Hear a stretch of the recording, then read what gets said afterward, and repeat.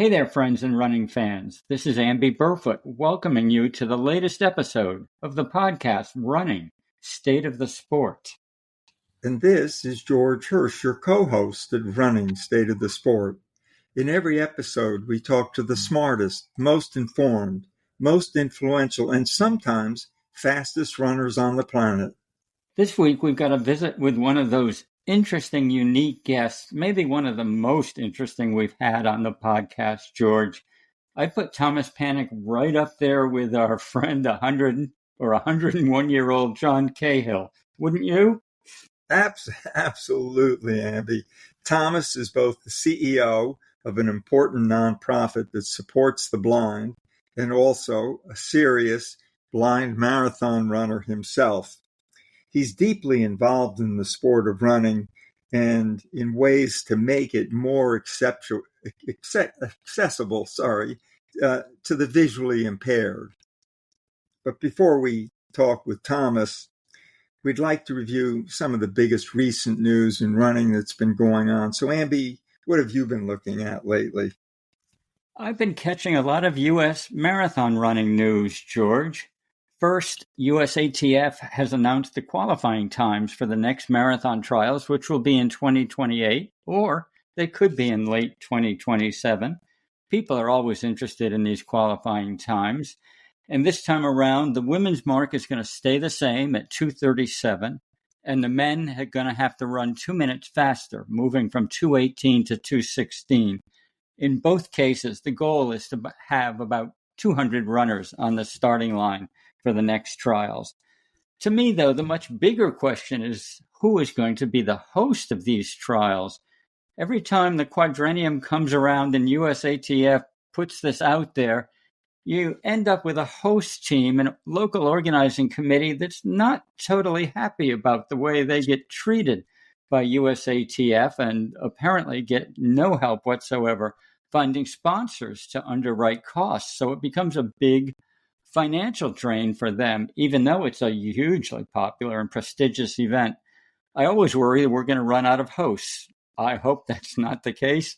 I think we're going to find out in about a year. That will not be a quick decision. In other marathon news, USATF has selected 3 American men and 3 women to run in the Tokyo World Championships in September. Frankly, I'm a bit surprised by some of the fast U.S. marathoners who say they want to line up in Tokyo. That includes Clayton Young, C.J. Albertson, and Reed Fisher on the men's side, and Betsy Sena, Susanna Sullivan, and Erica Kemp for women. George, you and I have been to a Tokyo World Championships in September. And boy, I remember it was so hot and humid, really not friendly marathon conditions. So these folks are definitely sacrificing fast times to represent the U.S., and good for them. One big announcement was totally a fast time one, and that is the Chicago Marathon has signed Connor Mantz, no big surprise, to try and take a shot at Khalid Kanuchi's American record in Chicago in October. Khalid ran 2:05:38 in 2002, more than 2 decades ago, and breaking that record is the next natural barrier to chase for Connor, who has been so sensational these last couple of years.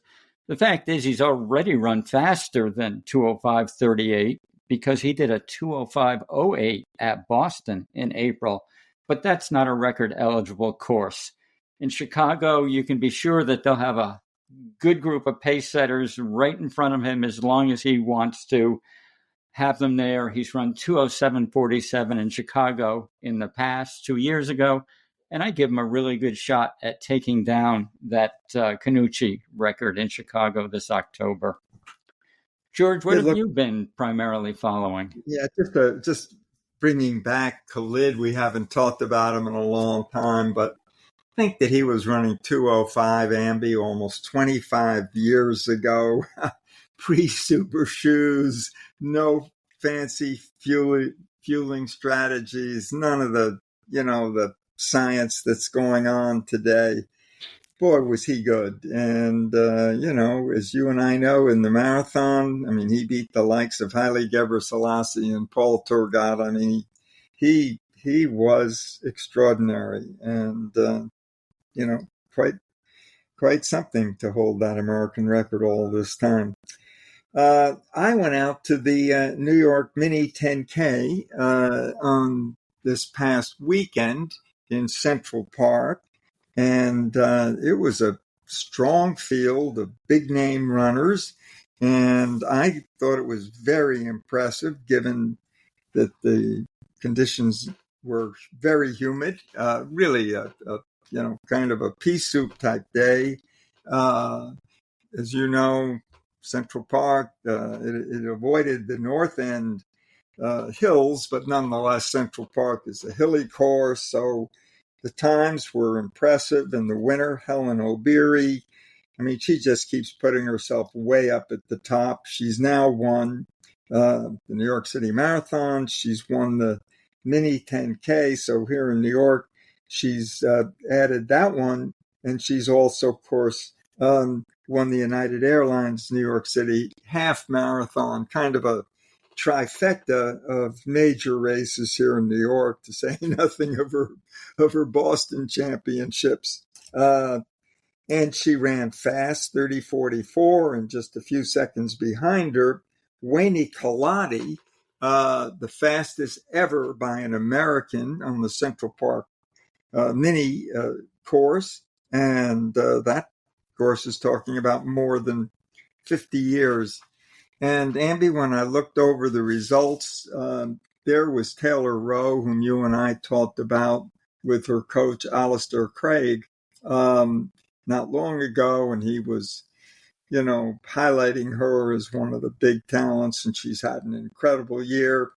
She ran fourth in this race, a couple of seconds ahead of none other than Sharon Lokedi, this year's Boston winner. So good for Taylor Rowe, and just it was a great day for women's running, the biggest women's running race in the States, with 10,000 runners, and beautifully executed by the New York Roadrunner team. George, when you start listing Helen O'Beary's wins in New York, right away I'm thinking, well, I guess she's going to have to come back for the Fifth Avenue Mile, because what else is there? And it's not her frequent racing distance right now, but she'd be very darn close to the front of a race like that. It would be interesting to see. It would be interesting to see. You're right. And so that's it. That's our review of the biggest recent news from the world of running. Now let's turn to Thomas Panek, this week's guest on Running, State of the Sport. A month ago, Thomas was named president and CEO of Lighthouse Guild, a national nonprofit that delivers exceptional services to individuals who are visually impaired. Legally blind himself since his early 20s, Thomas is the first visually impaired leader of Lighthouse Guild. Thomas hasn't let his blindness stop him from pursuing his athletic passions, especially running. With help from guide runners, he's finished more than a dozen marathons, mostly in New York and Boston. He's also pioneered other approaches for blind runners. We'll be talking about some of them. Thomas, welcome to our podcast, Running State of the Sport. We're excited to have the opportunity to chat with you. Thank you, Amby. Thank you, George. It's a pleasure to be here. I'm really looking forward to it. And as a lifelong runner like you two gentlemen, it's exciting to follow in your footsteps. Well, thanks, Thomas. We'd like to start with just some simple bio details: your age, where you're living, your family situation. What are your days like after that morning alarm goes off? Well, it's busy. I have 2 dogs in the house, including a Labrador named 10 at my feet, who's my guide dog. So I got to get him up in the morning. We have a new puppy at home, about right now 3 months old. Anybody who has a puppy know what that's like. And I have 4 teenage/young adult children. So my wife and I run a busy household. There's lots going on, college sports, activities, high school proms, you name it. So it's busy. The first cup of coffee kind of hits me, and it's go to the races. I also do try to get my runs in a little bit later in the day, just because the family obligations start first. I admire those people that get up and get the run in first thing in the morning. But given our life and what's going on, I just don't see that in the cards. So I've never been a morning runner.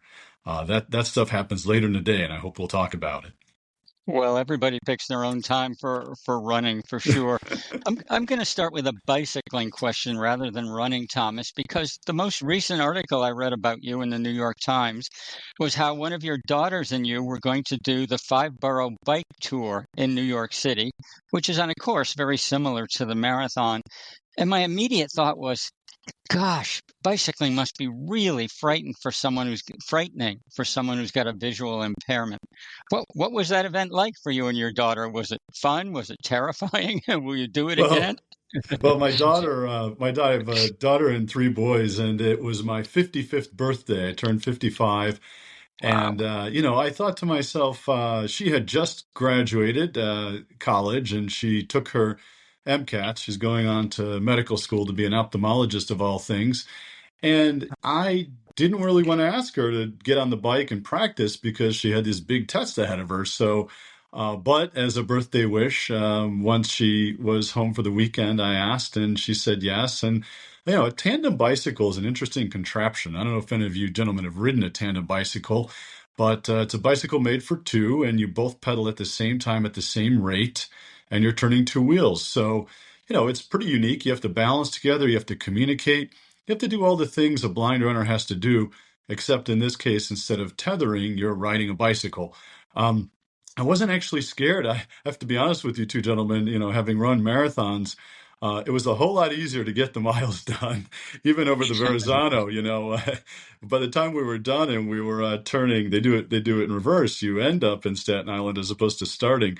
But by the time we turned off the Verrazano, heading our way towards the ferry to get back, I thought to myself, wow, that was a whole lot easier than running blind, because of course she was on the front steering for the both of us. So, but it still required communication and a level of effort, and of course we got it done pretty quickly relative to running. But I think what I was most worried about is being accustomed to running and the cadence of running and getting the miles done, and being a lifelong runner. I wasn't sure how I would feel as a cyclist. I haven't done, triathlons or anything like that. So, but it did translate better than I expected. VO2 max, cardio fitness, all those things translated really well. So for me, it was a really happy birthday. And she was describing the sights and sounds in New York.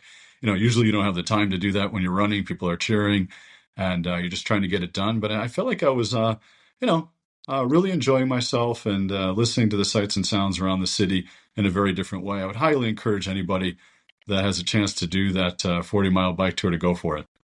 Sounds like a great way to spend your birthday. Happy 55th. Thank you. Let's go back a little to your childhood. And when did you begin experiencing vision problems? And what was it like growing up as a boy who couldn't see very well? Yeah, George, it was pretty scary. I noticed at first when I looked up to the night sky, I couldn't see the stars in the sky anymore. They started to disappear. And the way I like to describe it is it's as if you had a jigsaw puzzle, and every day you woke up and there was a different piece of that puzzle missing. And I didn't quite know why. And I hid it from people for the longest time. I just tried to follow the runner in front of me in cross country. I never pulled out in front. My coach always thought, no matter how fast I was, why wasn't I in first place? Why was I always coming in second?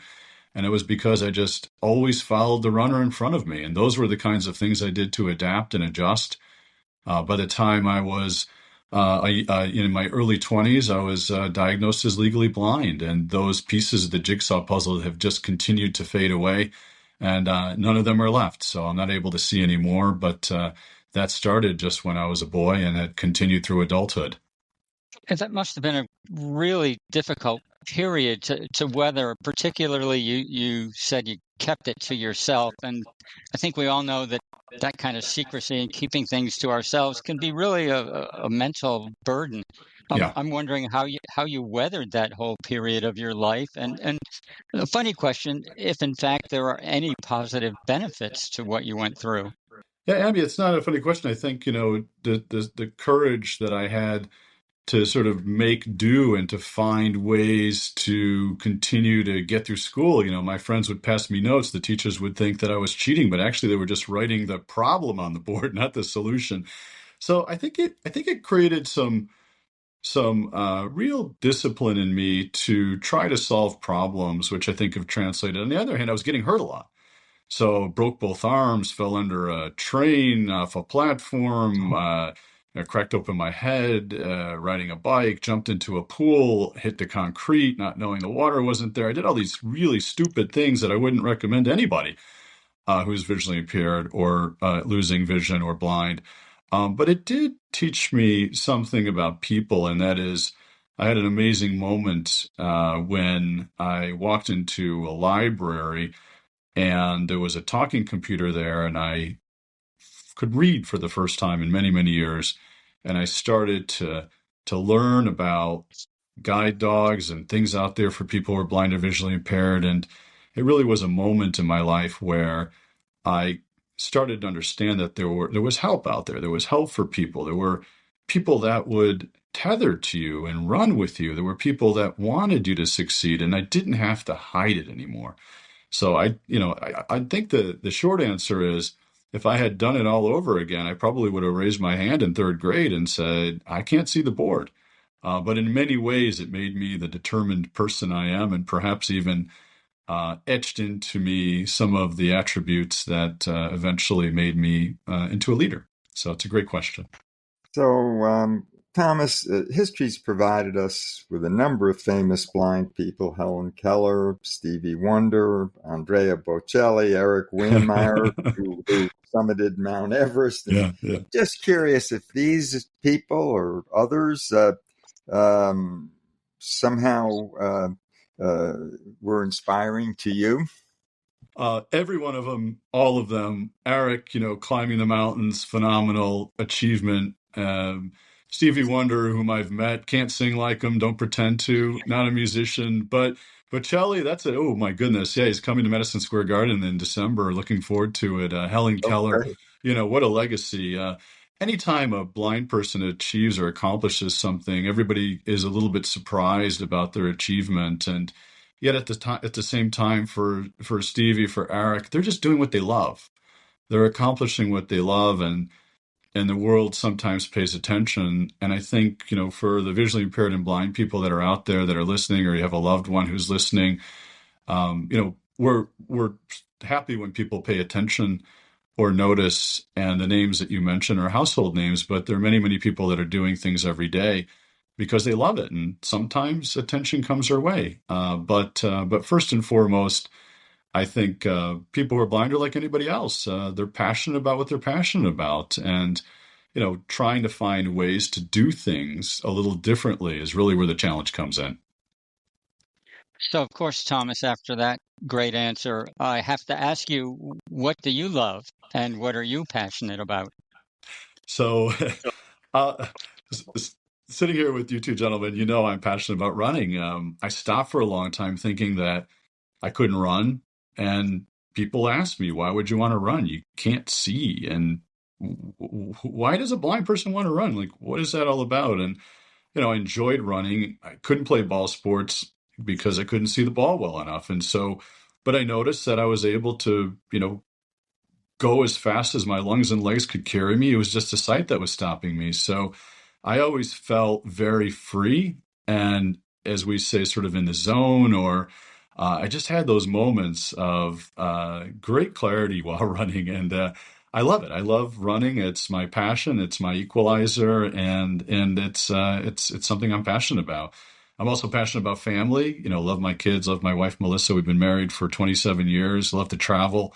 I love dogs. I have Ten at my side. He's my guide dog, and ran an organization that trained guide dogs for 10 years. So, but now my passion is helping people. And so that's why this Lighthouse Guild job is so important, is to be able to help other people, maybe make it a little bit easier for them to go through the transition of losing their vision, whether that's athletics or getting that first pair of low vision glasses, or behavioral health and just having someone to talk to from a mental health and wellness perspective, or even working on some advanced technology research, being the leader of an organization like Lighthouse Guild in New York allows me to help people. So I've turned my passions into my work. And as they say, if your passion is your work, you haven't worked a day in your life. So I'm really enjoying that. Really enjoying that. And you both know that based on your backgrounds and what you've done. If you can marry the two, you've got a marriage made in heaven. You're right there.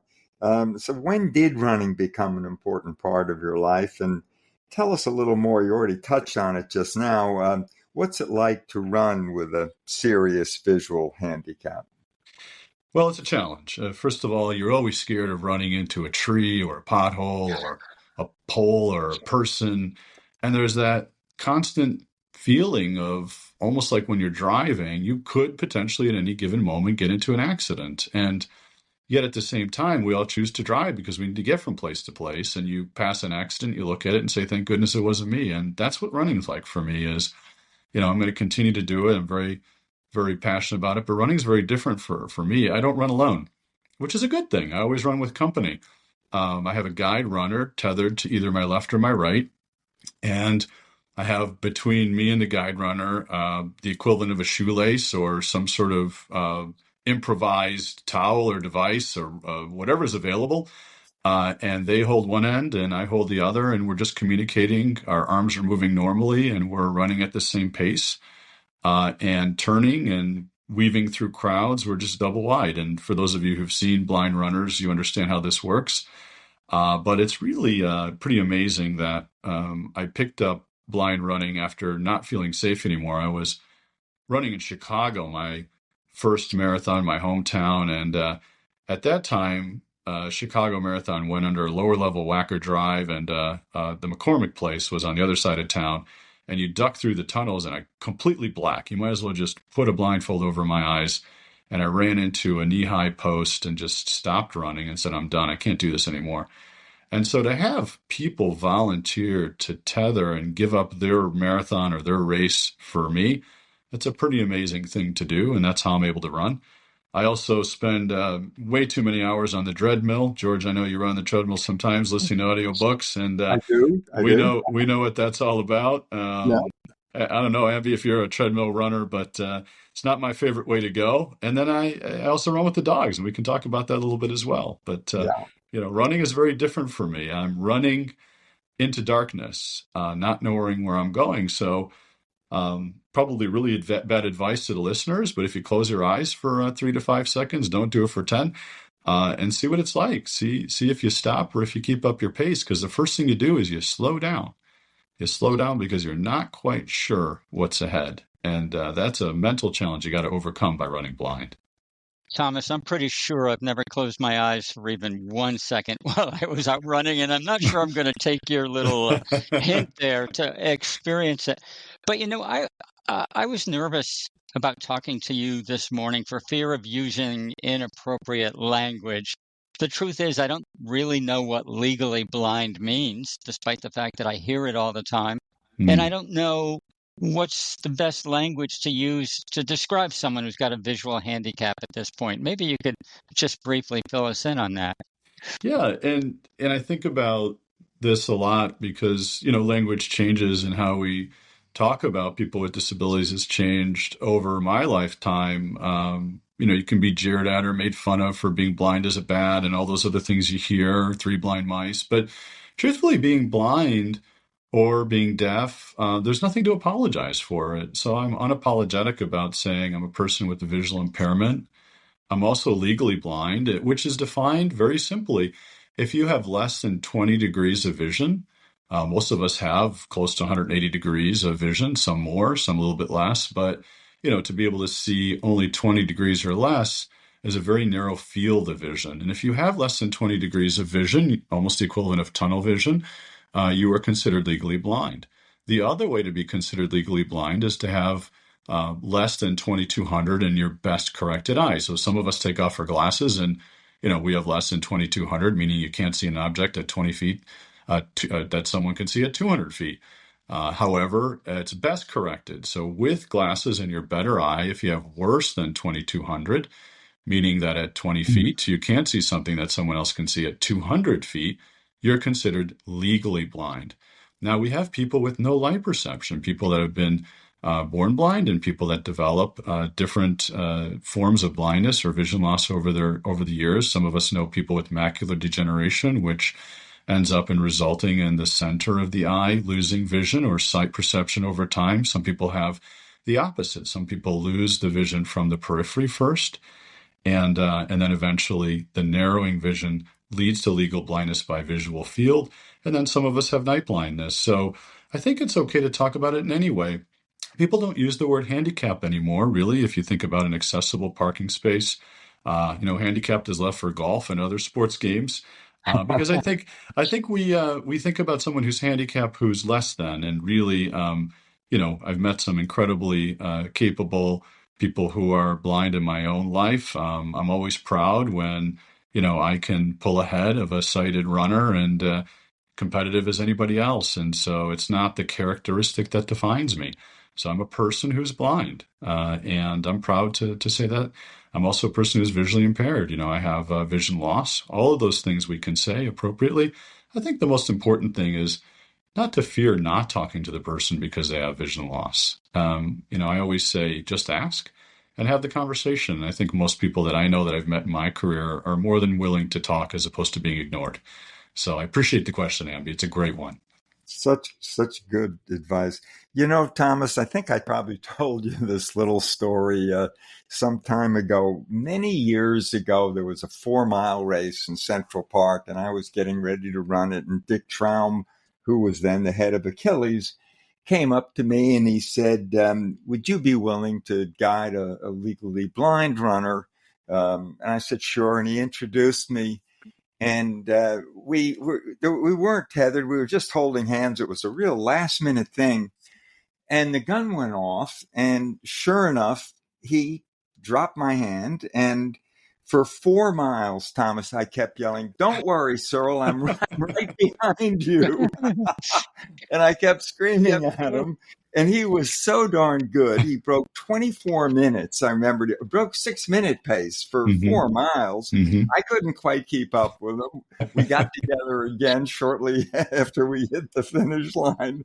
But that was one of my early guide experiences. I bet I told it to you. I love that story. You have shared that. And I love that story because it reminds me of the times that sometimes we outpace our guide runners, and you just kind of wing it, which is what it sounds like in your case. And Dick, God rest his soul, what amazing things he did for accessible sports. True. And Achilles is a wonderful organization, great organization, and just it's amazing to push the limits and to have that confidence. But I'll bet he got the extra confidence knowing you were behind him, George. I hope so. I kept yelling at him. And what for our listeners? What roughly is your pace? What do you run your shorter races, your marathon at? Yeah, so my pace is very dependent on my guide runners. I do some work on the high school, like my son Timmy, who was trying to break a 5-minute mile, and working with him a couple years ago just to get into the sub 5 category. I'm 55. I still run a sub 5 in a single mile. But when it comes to the marathon, 4:47 to be exact. But when it comes to the marathon distance, I slow down quite a bit. I've never really had the achievements that both of you have. I'm usually in Amby, you're 1996 range or 1995 range. So I'm usually between 3:45 and the low 4s consistently. And, I'm doing fundraising runs. So I usually find a charity runner, which with some exceptions in Boston. I've got some pretty fast guides, including ultra runner Scott Jurek. But, generally speaking, I'm finishing, and I've done 21, by the way, now, marathons, and 6 Bostons and 3 New Yorks and Chicago, California, a bunch of halves. And I'm usually in the 3:45 to 4-hour range, 4:15-hour range, and that kind of steady pace. On the short distances, I'm still a pretty fast miler. Wow.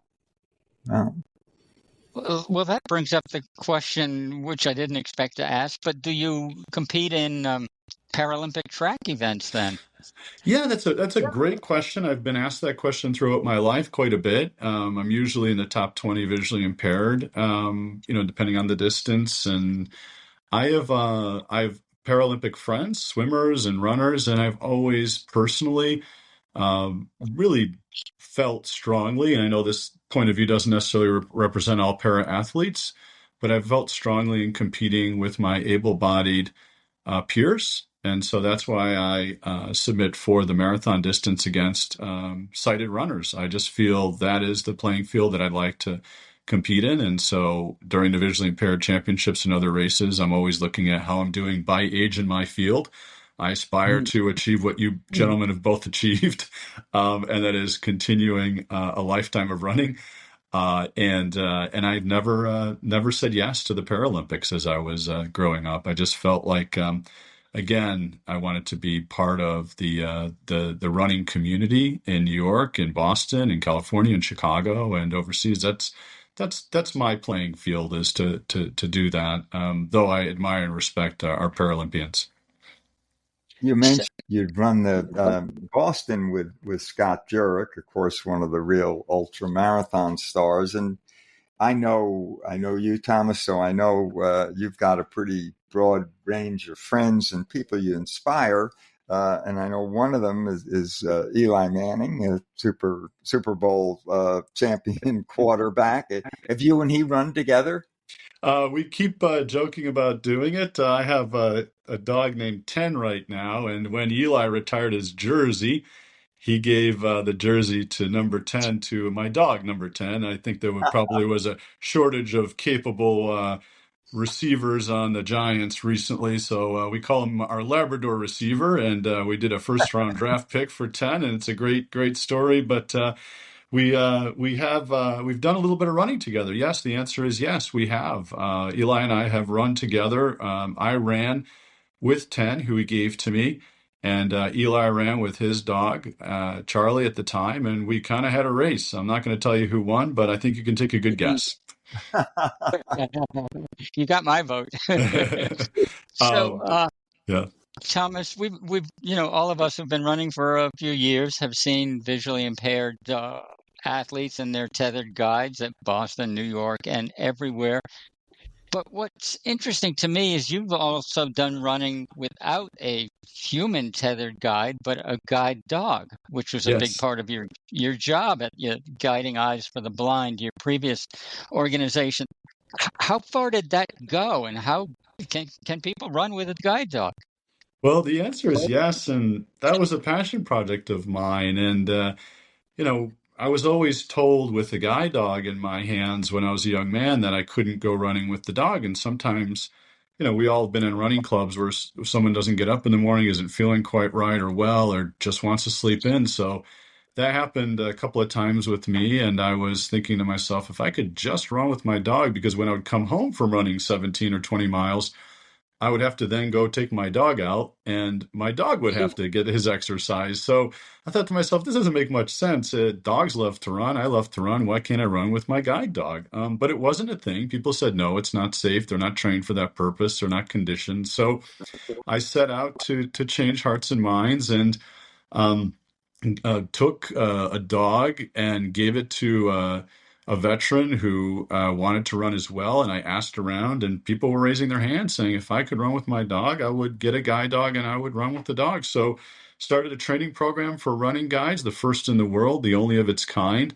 Very successful program, enables blind runners to run in a familiar environment, guided by their guide dog. For example, 10 knows Central Park very well, so he'll go around pedestrians and pretzel stands and horse carriages and keep me safe on the 5-mile loop. And it's pretty amazing that this is possible. But and I know George knows this story, but I was able to complete the half marathon through New York, supported by New York Roadrunners, and had 3 water stops, 3 dogs, and was able to cross the finish line, the first person guided by dogs. It was a pretty amazing experience, and I have to say, a memorable moment in my life, and having the ability to do that independently was an incredible feeling. Absolutely, yeah. Thomas, in this digital age, it was probably inevitable that you would challenge Google to devise a seeing eye app, like a self-driving car, if you will, that would allow you to run without a human dog without a human or a dog guide. How far did that project go, and is it still being developed? Yeah, so I did work on a project called Guideline, and we painted a line through Central Park. And it was a 5K run, and I had headphones on my ear and the phone strapped to my chest. And we worked on a model where if I went to the left or right of the line, it would buzz or beep depending on which direction I was going. And it worked really, really well. As coming up to the turns, it would click in my ear, almost like echolocation. And if there was something in my path, it would tell me to stop. And so I was able to run that 5K, not a fast 5K. It was maybe 24 minutes in that range, but I got it done independently, solo in 2019, and we've continued to develop that program. We've continued to add features. Follow was another program that came after that, which was the ability to follow a runner ahead of you and keep a certain distance left to right. So I ran a 15K using Follow through Sleepy Hollow. That was a quiet race and a right one to test that technology. But the real reason I did it is I had a young man come to me and with his parents. He was in middle school, and he reminded me of myself. And the parents said that his track coach won't let him do more than the 100 yards because that was all the track afforded before it turned. And so they challenged me to have a way to help their son run across and around the entire track and go for the 400 or maybe 800. And I knew there was lines on the track, so that's when I came to Google and said, "Hey, can we help? Can we help a blind runner go around this track?" We started at the Armory, which was a 200-meter track. You all know it. It's got bank turns, so you could kind of feel the Armory track banking on the turn. So that helped with the feeling under the feet when you feel that. Mm-hmm. And we got that done, and then we did Central Park. And my hope is that I could do a full marathon guided by technology. And my hope is that I could do that in New York because New York is an amazing place. And I hope to be able to accomplish that, George. It would be an amazing feat to do that safely. I got into the first self-driving car in Phoenix last week. Oh, really? I put in my destination from the hotel to the airport, and thank goodness I couldn't see that there was no driver because I think anybody else would. It got me there safely. So the technology is here. It's here. It's just Wow. it's a matter of whether we embrace it or not. So you think about this blind guy getting into a car with his guide dog and driving away. Who would have thought that we'd be there? But we're here, and so why not a marathon? I'm really loving the idea right now of you or someone else running a marathon with a technical app of some kind that lets you navigate the distance. That would be so exciting.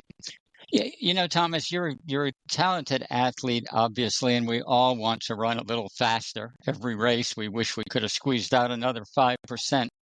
But there are other things that are really important about running in the mental and psychological domains, like freedom and independence and Yeah. self-confidence. I'm wondering if running can help a visually challenged athlete gain in those domains, or is that too big a question to even ask? I think it's a great question. And personally, my life has proven the answer theoretically is yes. Stretching for that extra 1 second, Amby, as you know, sometimes is not possible and sometimes it is. But just getting out there and being able not to sit still is incredibly important for all of us. And, running, whether you're running personally for your PR or whether you're just running to stay in shape or remain in shape, it's incredibly important for our own well-being. And I think we've all recognized indirectly the benefits to mental health and well-being that getting outside and running provides us. And, for those of our friends who are not runners, they wonder why we do it. They wonder how we do it until they try it.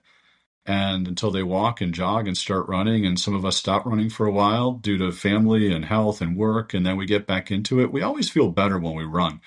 And I think the same is true for a person who's visually impaired. You just feel better about the day, about yourself, about what's going on. It puts things in perspective. All the benefits from running that we all feel truly can have a significant impact on people who are blind. And anybody who has an opportunity to volunteer to assist a blind runner, through Achilles as one organization that does a great job pairing blind runners with athletes, I would say go for it. Give it a try. Help somebody run their own race. And as a result, you'll benefit too. So it's a wonderful question. I loved it. Thomas, in your new job, which you've only started recently at Lighthouse Guild, where you're the CEO, we imagine you think about lots of fitness opportunities that could be improved for the visually impaired to enhance their physical and mental health. You can't be focused on just running. What other opportunities would you like to see? Well, I think tandem cycling is an excellent one, as evidenced by the 40, the bike tour through New York City. And I also think I learned recently about blind baseball. We have a blind baseball team. And you think about that the same way you do like running. Well, how are you going to hit the ball? How are you going to know where the ball is? And how do you run the bases? And it's very interesting. We have an August clinic coming up. If anybody's interested in learning about blind baseball, go to Lighthouse Guild website, lighthouseguild.org. The ball has a bell in it, makes a sound, and the rest of it is playing baseball together. And I think it's a wonderful sport. I think it's a wonderful opportunity. If you've enjoyed growing up with baseball and listening to the play-by-play on the radio, you're not watching the game, you're listening to it. And so blind baseball is a real thing. And I intend on getting more involved in any sport that enables blind people to be more active and mobile as part of their wellness goals. So that would be another one, George, that I would put on the table. And I don't know if you're Yankees or Mets. I have to admit I'm Yankees, but I'd love to be able to throw out a pitch in the Yankees game and actually get it to the mound. That would be a goal. Wow, you should.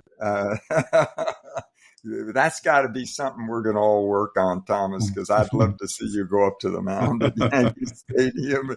We got to figure that one out. We got to figure it out. You got to point me away. Hopefully, I don't throw it to first or third base. You'll have to point me in the right direction, George. Eli Manning can help us with that. I'm sure that you know so many people, but yeah, wow, I love the idea. Yeah. I've seen too many people do a terrible job at that, but I have complete confidence in you, Thomas. If we get you there, I think you're going to throw a strike for sure. Thank you, Amby. I appreciate it. So I'll work on the arm with Eli. It sounds like a good project. That's right. There you go. So you've answered this already, but this question is so simple and yet so important that I'm going to come back and let you have another knock at it. What can sighted runners like me and George and everybody else who's out there do to be a positive force for the visually impaired running community? I think first and foremost, if you know someone who's losing their vision or maybe has, some aspiration to run, to encourage them as a family member, as a friend, as a, passerby, just to give that word of encouragement. George was at the finish of Boston the last time I ran Boston, and just seeing you there. George came to Fred Lebow half when I finished in the freezing rain. You were out there, George, and believe it or not, that stuff matters. Seeing you there and welcoming me, saying great job, and just encouraging blind runners to keep doing it, to keep going. That means the world to us. Secondly, signing up to be a sighted guide. That's a big step, but there are organizations that will teach you how to do that. It's a lot like driving a car. You just have to accommodate for the space to your right as you're driving through the streets of a marathon. You don't have to sign up for the full marathon. You can guide half of a marathon. You can guide a 5K. You can guide a workout in Central Park or anywhere else around the country. Get involved with organizations like Achilles and other organizations that offer sighted guide. United in Stride is another website you can go to and volunteer. I think all the things we do for our sighted friends, the ones you get out of bed in the morning, say we're going for a run, just continue to encourage each other and get out there. There's so many things going on in the world right now, but when you get out there and you're just putting one foot in front of the other, everything seems to go away. So that would be my advice. I think our listeners will take that one to heart, Thomas.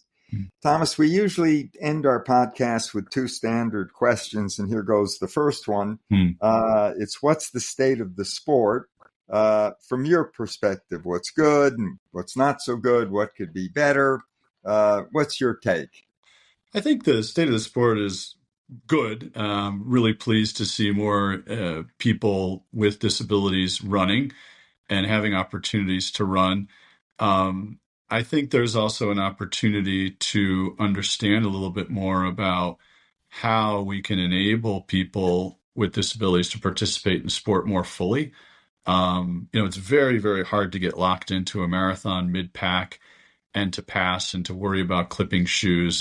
It's extraordinarily hard for a person with a sight impairment. And so, having opportunities to have some clear air out front would be really helpful. Some of the marathons do that, some of them don't.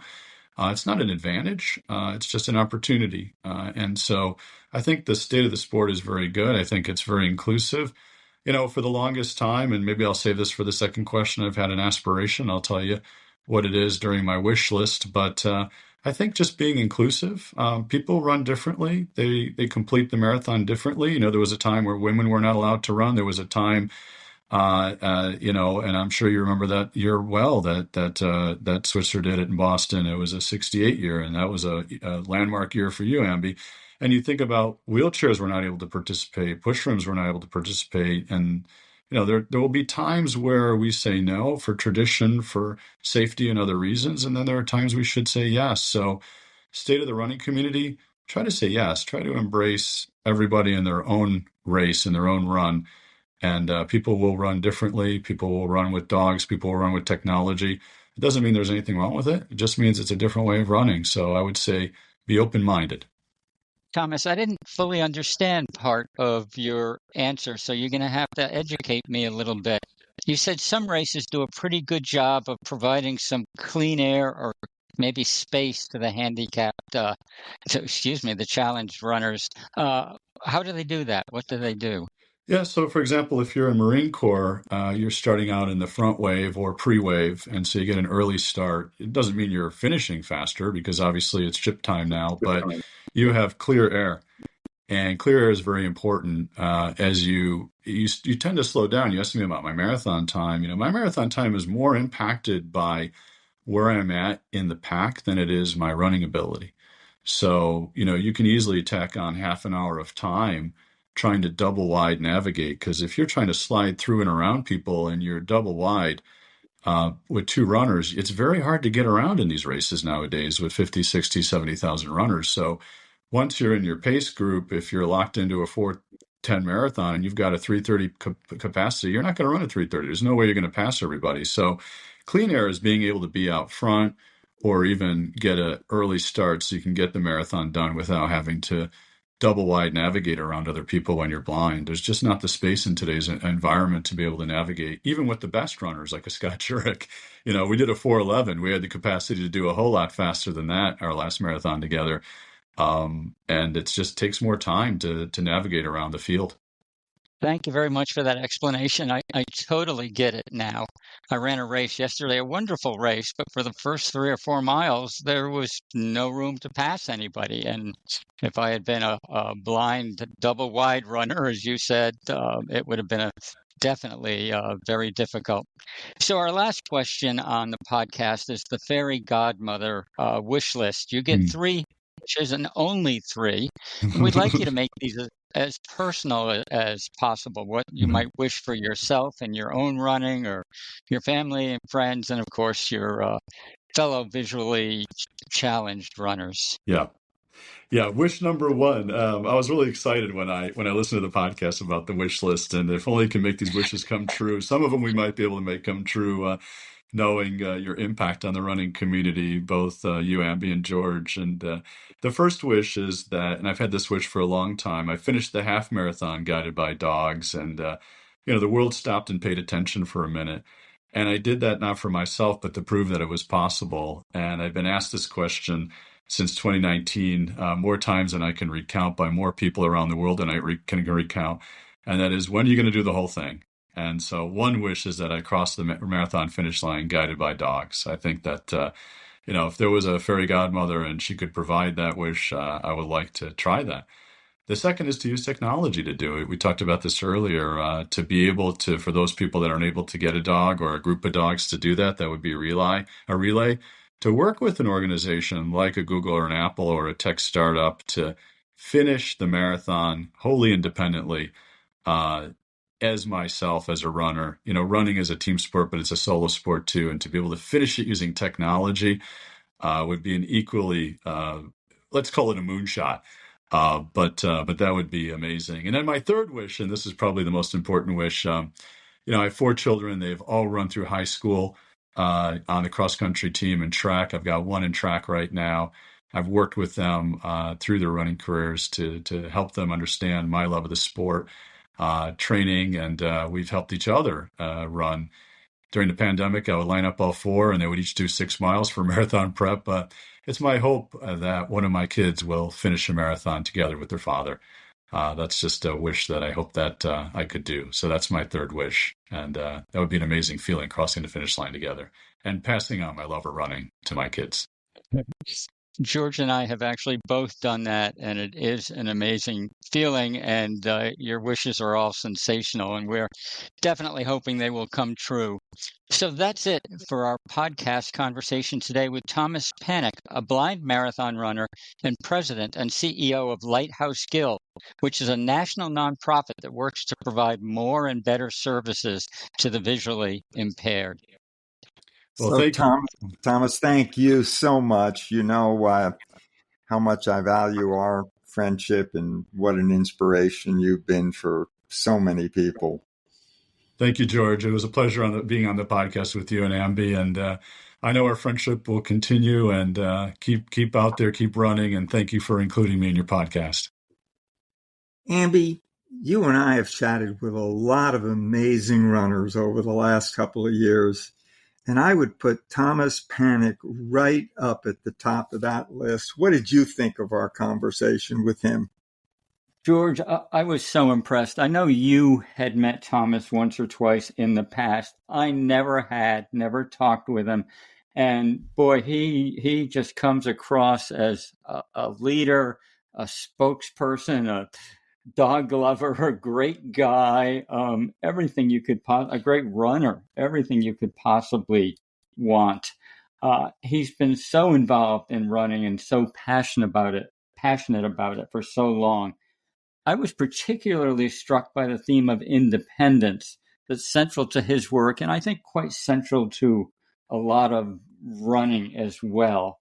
Of course, he's finished many marathons and other races when he's been closely tethered to human guides, but he wants to go beyond that. He wants to push the boundaries.